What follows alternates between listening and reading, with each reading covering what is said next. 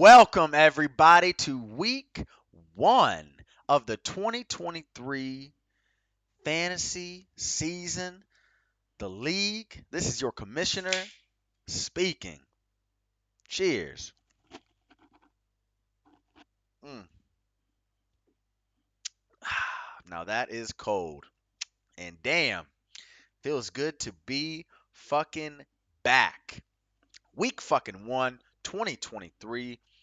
Let's get it. Man, I'm pumped. You guys fucking pumped? I'm pumped, man. Fucking Lions already did the damn thing on Thursday, taking down the reigning champs because Kadarius Toney doesn't know what a football looks like and just drops the shit at a moment's notice. That dude couldn't catch a fucking cold. He needs to be fucking released. Holy shit, that was bad. But whatever. Let's get fucking into it. Obviously, as you can see, a little bit of changes here to the setup. Not much from last year. Um, did change the background from black on here to white. Looks a little better, I think. Let me know what you guys think as well. Obviously, everyone is O and O. This is the first motherfucking week of the season. Everyone, had some pretty good drafts. Well, just about everybody. Um, yeah, man. I'm fucking ready, man. You guys fucking ready? I'm fucking ready. I'm pumped. Holy shit. Before we get started, though, into the power rankings and matchups and shit, um, I would like to let everyone know that yes, your T-shirts are coming this fucking season. Um, they may not all come at once. I would like to kind of because again they are not cheap. They do take time to make and ship and everything like that. So if everyone could send me basically, if they could send me like a DM in Sleeper, um, basically I need say a design or a logo that you want for your team. If you want me to use the one that you already have, then I can use that. Just tell me that. But if you have like your own design that you want to make, or if you want me to make a new one, tell me, and I will take some time to do that. Obviously, that'll take a little bit longer to get your shit to you, but tell me that. Um, if you want, I know Mandy doesn't have Lamar Jackson anymore, so so she's got a player from old times, but so you can send me the player, the number, and everything like that. Or if you just want to leave the back of the shirt blank and just have your team logo on the front, that's totally fine as well. I don't mind it. It's cheaper that way as well. But yeah, player and number if you want. Obviously, I would pick a player that you think is going to be on your team for a long time. Say like Justin Jefferson for me, or Tebow's got what the fuck is his name? Metcalf.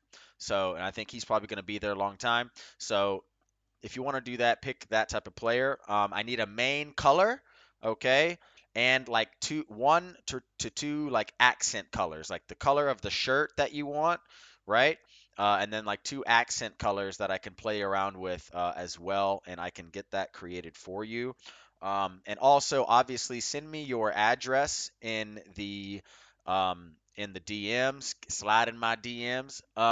But probably the best and cheapest thing for me to do would be for all you guys that live in Colombia. I would just send all of that to probably one place, like say fucking Rico's house or all to Matt's house or whatever, something like that, and then you guys can disperse them from there. But I would like to do that. But say and then maybe for Joe, I'll just send his to Tebow's house or something like that. Or if Joe, if you want me to just send it straight to your house, send me your address. Same with Dan in New Orleans. Send me your address. Mandy, are you? I don't know if Mandy's in Columbia or Charleston anymore. Um, I think Charleston must be in Charleston. So I could probably send Mandy's and Graydon's at the same time. And then everybody else is pretty much at the same time as well, or hopefully. At worst, I can kind of bleed them in. But yeah, send me again address, main, like a player and the number. I mean, I can look up the number of the player, but player and a number. If you want, if you don't want a player, then just say fucking blank or no player.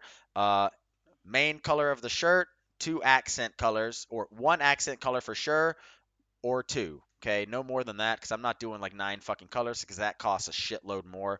So yeah, send me that shit, guys, and I promise you I'm gonna get them in throughout the season. Hopefully, maybe like all at once. Maybe I get like a bonus or some shit. I don't know, whatever. But they are coming. I promise. I'm sorry that I didn't get a chance to do them last year. Craziness and money and government and all kinds of bullshit here. But anyways, let's get fucking into it. Obviously, the West, South, and the East, everyone's fucking 0 and 0. I haven't really touched the standings. All I did was leave everybody where they were from last year. But I think that's fair because we got to remind ourselves. But let's get into the power rankings. Woo.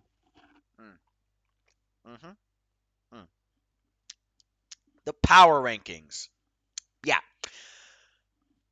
honestly, with this, I did take into account the draft a little bit, but at the same time, you gotta show me what's going on before you move up. So the back six haven't really moved much. The top six moved around a little bit based on the ending of last year, but coming in at number 12, you know who it is.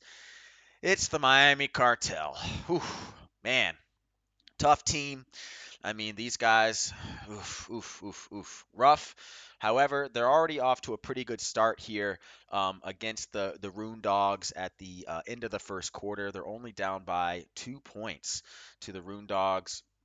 In the draft, they picked up some decent guys, but until they show something, we can't really move them out of that bottom of the barrel spot. Coming in at number 11, you got the Tampa Bay Tiger Sharks. Whew.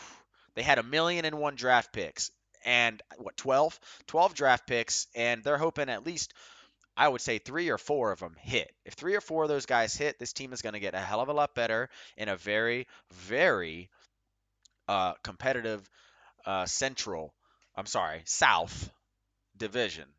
It's South, right? Yeah, South. I keep wanting to say Central. But yeah, so, the Tiger Sharks, they're just hoping that they can just build something. They got to get their asses in the playoffs. They're always sitting right there just beneath the playoff contention, and they just got to do it. And last year they didn't score fuck all for points, so that's what they did this year. They went out and got a lot of help at flex and try and get some points in. Coming in at number 10, you got the Washington Wise Guys. Oof, rough year last year. And coming in this year, honestly, I don't think they had the best draft.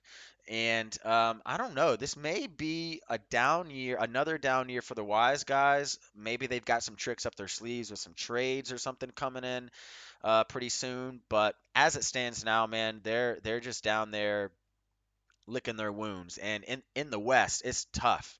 It's tough out here, and for them to make the playoffs, they have got to basically go like almost undefeated against everybody else, against the South and the East, which is not an easy task at all either. So it's going to be tough for the Wise Guys to dig themselves out. But hey, a new year is a new year. Let's see what they can do. Coming in at number 9, you got the Hickory Grove Heaters. Had to move them up in the state a little bit, and you guys will know why in a little bit. But yeah, had to move them up on the chart just a tad here. And Heaters, I thought had a decent draft. And again, I did say earlier that they were going to get off to a slow start this season. However, I do think that they will probably make the playoffs, but it's gonna come down to like the last game of the season type of thing. Um, but as it stands now, they're still here down at number 9. Coming in at number 8, you got the Charleston Trolls. no longer Trenton. They're no longer in the middle of Texas. They moved all the way to Charleston because South Carolina apparently is the hotbed of sports teams. They said, we already got two. Why not three? Right? So fuck it. The Trolls moved on down to Charleston. They're still sitting here at number 8. I think they had a awful draft because they only had one pick and they picked the third string running back. But they were decent last year. Let's see if they can make a push this year and maybe again, maybe moving across the country, coastal city, it's nice, it's old, get back to their roots.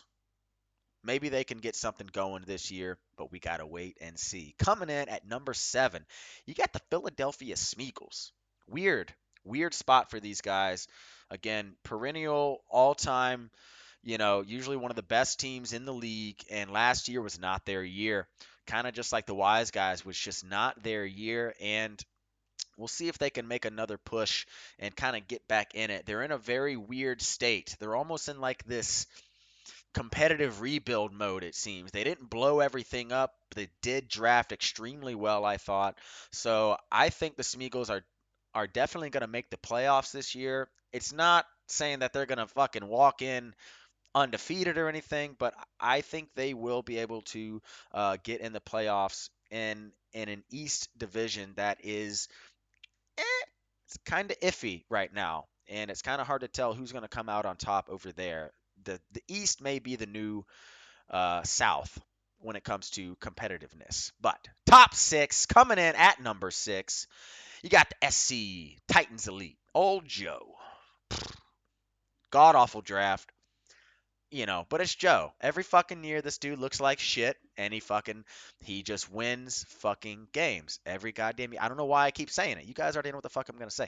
This guy keeps winning games, so I'm leaving him here at number 6 until he starts dropping shit, which I think he's been ticking time bomb every fucking year, and every year that bomb has not gone off. So it's kind of like Tom Brady at this point, who was on this fucking team, who he doesn't have anymore. It's gonna be interesting. This may be the year where Joe falls to fucking earth. This might be it. Who knows? We'll find out. Coming in at number 5, you got the Long Island Roon Dogs. I thought they had a pretty good draft. Not the best. May have reached on a couple of guys, but I thought they got some good value as well later on in the draft, but not really for starters. So she's kind of rolling with the same team she had last year, although it does look fairly decent. Um, you know, the Rune Dogs have always had a pretty solid squad, and her running back room is fucking bonkers. So whenever you've got that, you gotta watch out. And when I mention running back room, I'm still talking about Jalen fucking Hurts because he's a pretty damn good running back that can throw the ball a little bit. So Mandy's team, this team will run all over you, and for now they're still sitting at number 5, top 5, fucking solid, and I think they have a very, very good chance to take the East, and we'll see what happens. And speaking of the East, now we got Charleston. Huh, not in the East. Nah, fuck them. We'll keep them in the South. It's still in the South, right? Yeah, whatever. Coming in at number 4, you got the Vietnam Voyagers. I thought I had a pretty good draft. Wasn't able to come out on top. Choked again in the playoffs. What else is fucking new? Um, Yeah, solid team. Still pretty much rolling with the same squad as last year, but did add some good depth in certain places that was needed, especially for that extra flex spot. Was able to, basically almost get 2 RB1s with Madison and Cook leaving for the Jets, and who knows what they're going to do with Brees Hall. But, again, it could be bad. This team, honestly, I think my personal opinion is get a little bit long in the tooth looking at some of these players like Cook, Eckler, even Nuke, Hopkins, Waller. Like this team is getting a little bit long in the tooth, and I don't know. The Voyagers may struggle this year, or it may be one last hurrah, and they may have to do a competitive rebuild. next year if that happens, or blow the whole fucking thing up. But we will see later on in the season. That'll probably be a lot of trade deadline shenanigans going on there. Coming in at number three, you got the French Quarter Quailmen. Did they overperform last year? Maybe. Did they win in an easy division? Maybe. But they still fucking did the damn thing, and they looked pretty damn good while doing it. This team is great on paper. They've got guys at all levels that can do the damn thing, and they had the number one pick. So they got Robinson, who they're starting today in an hour and a half. So the Quailmen look to basically almost it's almost like they want to just extend their lead on the South from last year. Just keep it going and kind of put their foot down and say, "Hey, the South is fucking mine, and if you want that title, it's got to come through New Orleans." And the Quailmen, honestly, sneaky. It's not even sneaky if you're number 3, but still, it's kind of a dark horse for that title this year. If the team can stay healthy and if they can fire on all cylinders, especially when it matters. Coming in at number 2, you got the Columbia Dumpster Fire. I was this close to putting them number 1. I was really close. But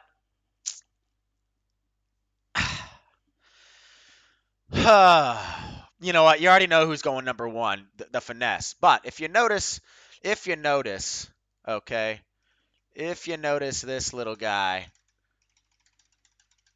there's something next to that belt. And that's going to stay there all fucking season. And you know what? Yeah, Finesse are number 1. Scored a fuckload of points last year. So did the Dumpster Fire. But man, the Dumpster Fire have a great fucking team this year. So did the Finesse, of course. Finesse had a shit draft. The Dumpster Fire had a pretty good draft. So, and they should have won the belt. So it kind of makes you go, what's going to happen this year?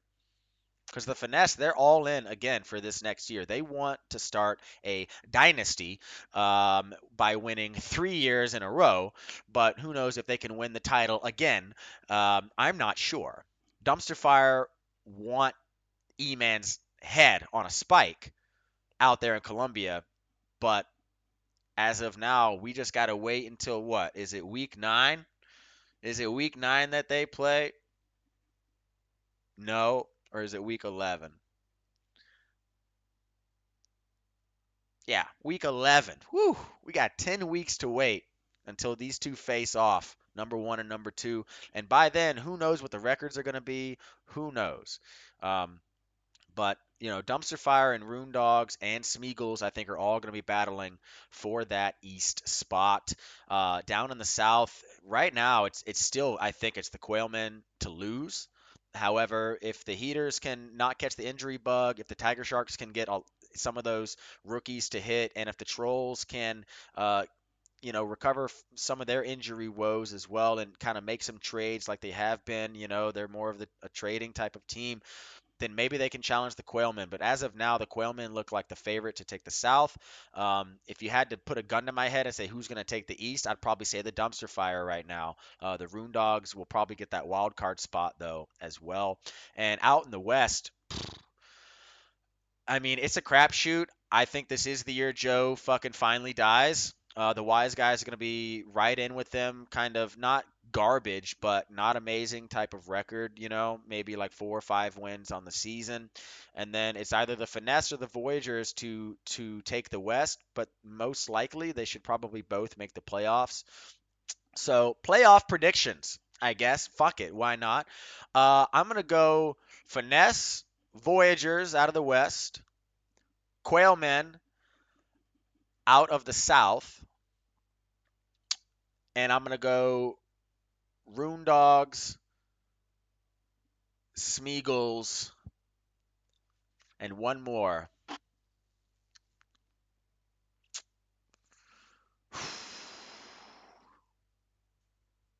I'm gonna go Heaters. I think they have a late season just Rise. I don't know. Heaters or Trolls? I can't make up my mind. I'm gonna go Heaters. I'm sticking with it. I'm going Heaters for that final playoff spot. Preseason prediction for Coach of the Year. I'm gonna go Dan from the Quailmen. I'm gonna go Dan as the preseason Coach of the Year favorite. Preseason Player of the Year MVP. I mean, that's tough, man. Um,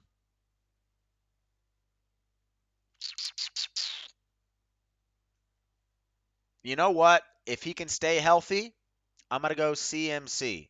I'll go CMC if he can stay healthy. Rookie of the year. Mm, I'm gonna go Robinson. It's a pretty easy, safe pick. I think he's just gonna get ran into the fucking dirt. So I think that'll be good. Defensive player of the year. I don't fucking know. TJ Watt. I mean, really, who fucking knows there? And yeah, that's basically it for the power ranking star. This is going on, so let's get started. Matchup number one, you got the Long Island Rune Dogs versus the Miami Cartel, and right now the excuse me, the what the fuck? Oh, my week's fucked up. Sorry. The Rune Dogs and the Cartel. The Rune Dogs are up 16-14 at the end of the first quarter. Right, Jared Goff put up 14 in the first, but Sun God St. Brown put up 16. Should be a fantastic game, but not really. It's probably going to be a fucking blowout here. I think the Rune Dogs are just playing with their food at this point, but if they're playing with Coke, I don't know what's going to happen. Matchup number two. You got the reigning defending champions, LA Finesse at the Washington Wise Guys. This should be another game that shouldn't be that close. Right now, the Finesse are up 20-9 at the end of the first, and again, it's just too much firepower for the Wise Guys to overcome. They probably should win this one, but hey, you never know. Matchup number three. You got the Vietnam Voyagers coming on across the big pond for the first time in over a year. Over a year? Almost a year. To play the SC Titans Elite. And as it stands now, the Titans Elite are up 13-6 by one touchdown at the end of the first quarter, but the Voyagers will be looking to take a late game surge in that one. But who knows? You can never count Joe out. Over there in Santa Clara. Matchup number four. You got the Hickory Grove Heaters and the Charleston Trolls. It is a bit of a rivalry, but it's not a rivalry game of the week. This should be a very, very close matchup. As it stands now, the Heaters are up 12-0 at the end of the first quarter. The Trolls look like they were they came out a little sluggish, and I think they're going to be getting stuff going here after the first. I saw guys on the sideline. They're pumped up. The fans are learning a new chant down there in Charleston, so everyone's just kind of confused, and they're just trying to get used to stuff over there. So I think Charleston's going to come out of the into the second quarter and make a late game comeback, and they may take this one. Rivalry game of the week. You got the Philadelphia Smeagol's at the would-be champion Columbia Dumpster Fire, and this is going to be a damn good game, I think. Right now the Smeagol's are off to a hot start. They got 16. They went 2 touchdowns and 2 two-point conversions because they know that if they're going to beat the Dumpster Fire, that they got to come out fucking hot and swinging. So they're just playing fucking Oregon football right now. Just 2 points, fuck it, right? That's what they got to do. Dumpster Fire haven't done much in the first quarter, but again, maybe they're still a little bit sad after what happened in the championship game last year that had to be canceled and they lost on a formality and other bullshit. So maybe they're just feeling the woes from that. But I think, that coach is fiery, and I think he's gonna pump them up between the first and second quarter, and we'll fucking see what's gonna go on down there in Columbia. I hear it's not really a dumpster fire anymore. It's more like a fire under some asses. So we'll see. But on to the game of the week. It's not really high profile, but it's more of just what's going to be the closest game.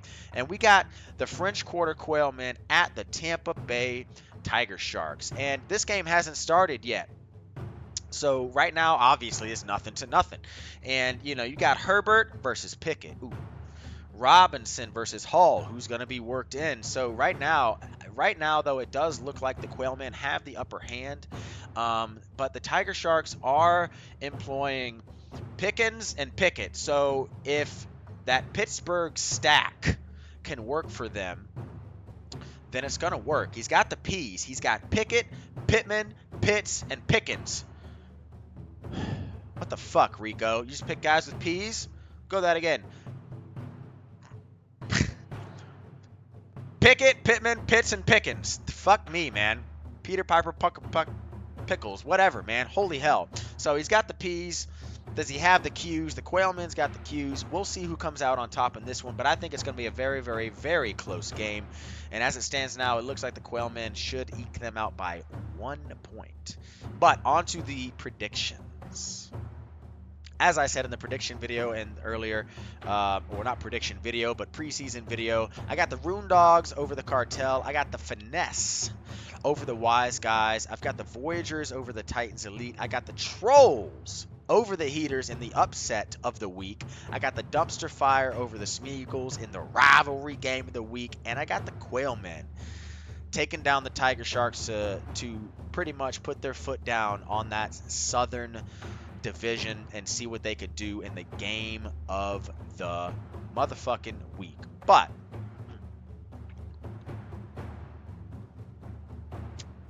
obviously no golf this week because there's no golf. So yeah, so that's basically it, guys, for week 1. I'm fucking pumped. I'm ready. And good luck to everybody on the season, except for E-Man, because, well, you got an asterisk, so go fuck yourself. But good luck to everybody else on the season, man. This is year, number 9, I think, that we're on now. Yeah, year 9. We started this in 2015, so it's pretty awesome that we're still going. The belt only has 2 slots left, assuming E-Man already put his name on the slot that he won. But yeah, man, we only got 2 slots left on the belt. 2 more years until the belt is either retired or we put some tape over Joe's, who won the very, very first year all those years ago, and keep going with the belt. Maybe we'll move to something else. Who knows? But that's 2 years down the road.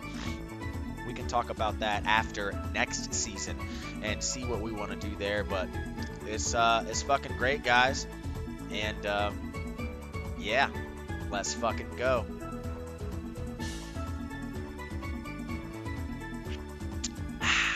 Fucking woo!